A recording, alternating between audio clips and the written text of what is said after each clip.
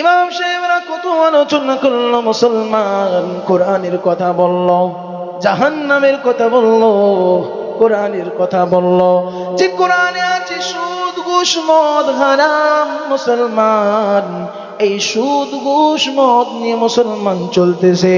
নামাজ পড়ো, নামাজ কায়েম করো, মুসলমান নামাজের দিকে আসেন না বাবা। আল্লাহ রাব্বুল আলামিন কাল কিয়ামতের দিন সর্বপ্রথম হিসাব নেবেন নামাজে। সর্বপ্রথম হিসাব নেওয়া হবে নামাজে। أول ما يحاسب به العبد يوم القيامة الصلاة। আল্লাহ রাব্বুল আলামিন সর্বপ্রথম কিয়ামতের দিন হিসাব নেবে নামাজের।